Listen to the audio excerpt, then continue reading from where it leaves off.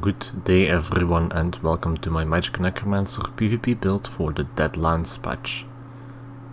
I have not made the build for the previous patch, Waking Flame, because then for Magicka Necromancer the best way to run it is with a Convergence build with Harmony, but I don't find that much fun to play myself, which is why for this patch I have a new build that does not rely on that, more of a classic macro build in that sense I guess.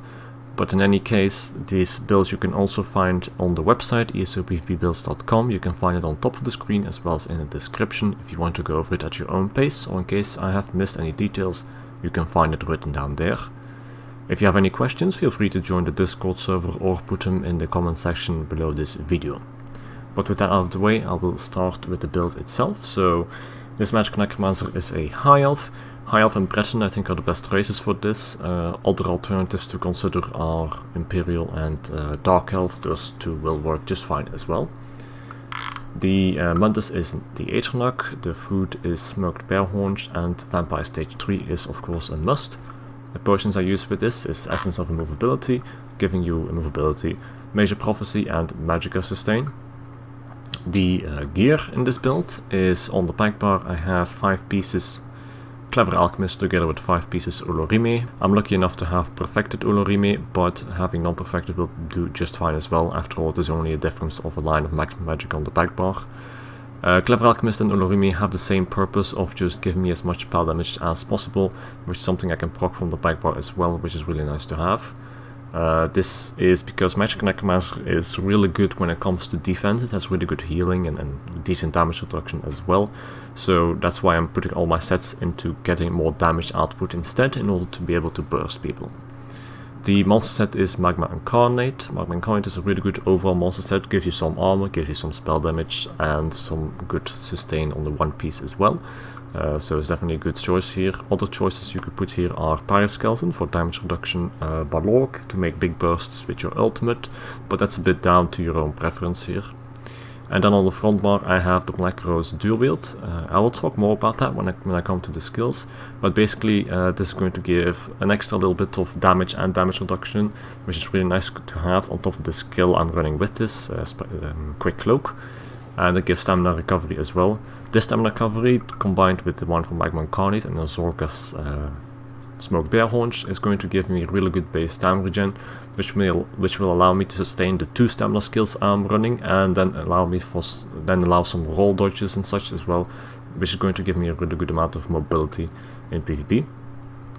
For the traits on the back bar I have Defending. The shield is well fitted, but it can be it's better if it is sturdy or impenetrable as well. I don't care that much though. The back bar enchant is Magicka. The front bar is this is Magicka and Magicka Regeneration, and the front bar enchants are Shock Damage and Disease Damage.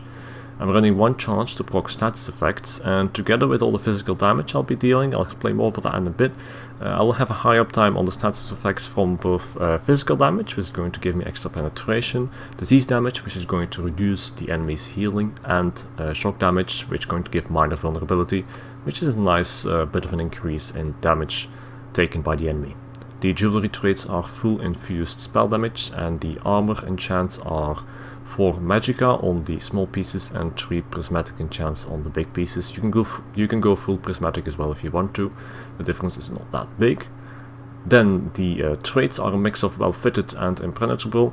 Ideally you should go reinforced on the heavy chest, but the difference with say going impenetrable on the heavy chest is very small, so that's just too small of a difference for me to really worry about.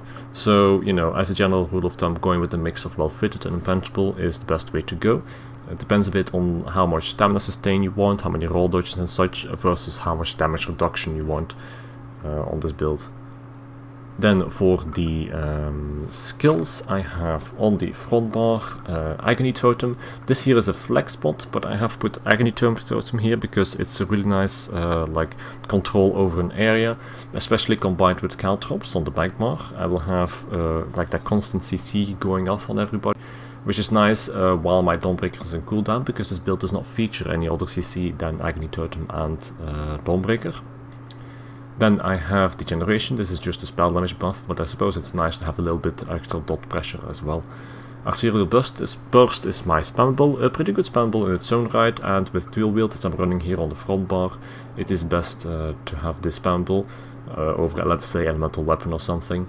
Blast Bones, your bread and butter burst ability. This is like the main ability you have when it comes to damage on this build, to be honest. One more thing, by the way, so I have a dual wield, and the dual wield is maces as well. This can give extra penetration, and it's the best one-handed to have here. The back bar one-handed doesn't matter, of course, because it's a sword and board. But anyway, in any case, to continue with the skills, then the quick cloak that I'm running in combination with spectral, what's it called? Spectral cloak? Yeah, spectral cloak. This is going to do a lot of things. So first of all, this is going to give me a really nice damage reduction. It's going to give major evasion. It'll allow me to stick in enemy groups for a much longer time, which the 20% is a lot of damage reduction. It's going to count for most ultimates, many burst abilities like Subterranean Assault as well.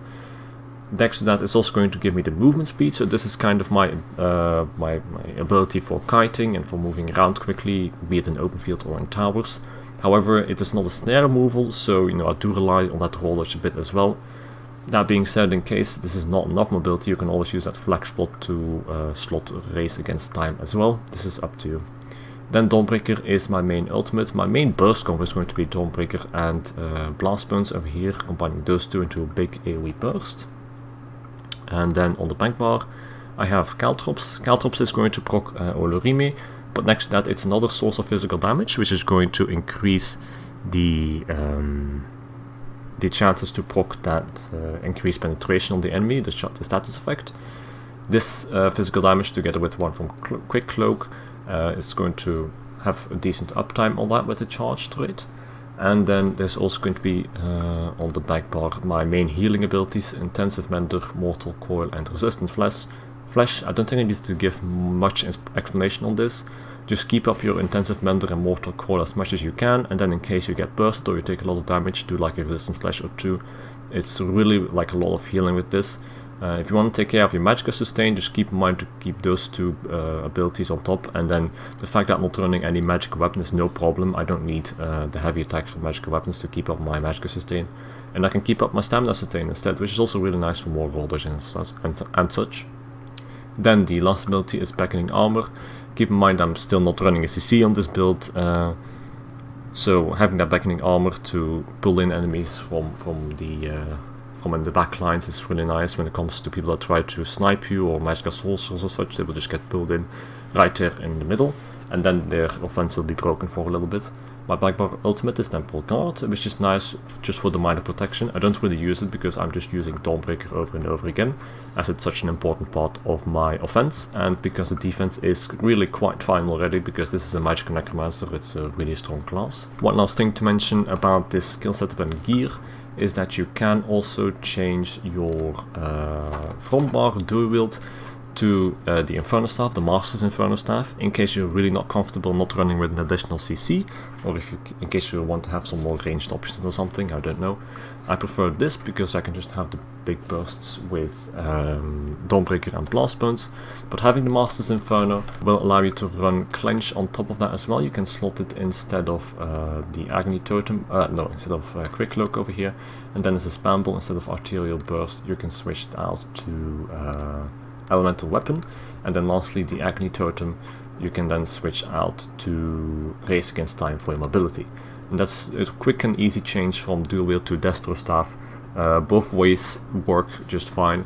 It's based on your own preference really which you want to go with, but I'm telling it to you right here, both of them can work. So that's it for the gear and the skills. Then for the champion points, I have on the blue tree the Ironclad, Biting Aura, Mastered Arms and Duelist rebuff.